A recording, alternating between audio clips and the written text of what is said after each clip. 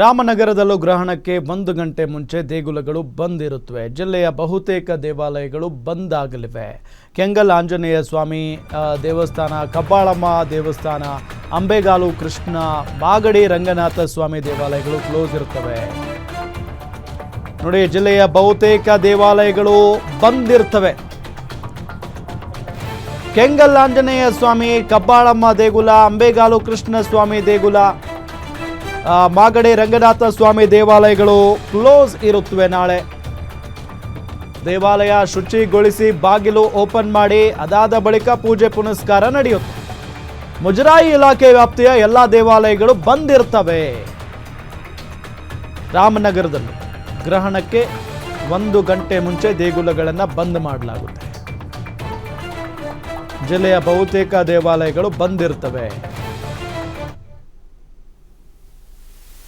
ನೋಡಿ, ಮುಜರಾಯಿ ಇಲಾಖೆಗೆ ಒಳಪಡುವಂಥ ಎಲ್ಲ ದೇವಾಲಯಗಳನ್ನು ನಾಳೆ ಬಂದ್ ಮಾಡಲಾಗುತ್ತೆ. ರಾಮನಗರದಲ್ಲಿ ಭಾಳ ದೊಡ್ಡ ದೇವಸ್ಥಾನಗಳಿದ್ದಾವೆ.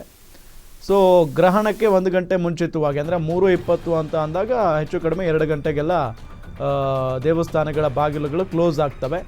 ಜಿಲ್ಲೆಯ ಬಹುತೇಕ ದೇವಾಲಯಗಳನ್ನು ಬಂದ್ ಮಾಡಲಾಗುತ್ತೆ. ಕೆಂಗಲ್ ಆಂಜನೇಯ ಸ್ವಾಮಿ, ಕಬ್ಬಾಳಮ್ಮ ಟೆಂಪಲ್ಲು, ಅಂಬೇಗಾಲು ಕೃಷ್ಣ ಟೆಂಪಲ್, ಮಾಗಡಿ ರಂಗನಾಥ ಸ್ವಾಮಿ ದೇವಾಲಯ ಎಲ್ಲವೂ ಕೂಡ ಕ್ಲೋಸ್ ಆಗಿರ್ತವೆ. ದೇವಾಲಯ ಸ್ವಚ್ಛಗೊಳಿಸಿ ಬಾಗಿಲು ಓಪನ್ ಮಾಡಿ ಅದಾದ ನಂತರ ಪೂಜೆ ಪುನಸ್ಕಾರ ಎಲ್ಲವೂ ನಡೆಯುತ್ತೆ.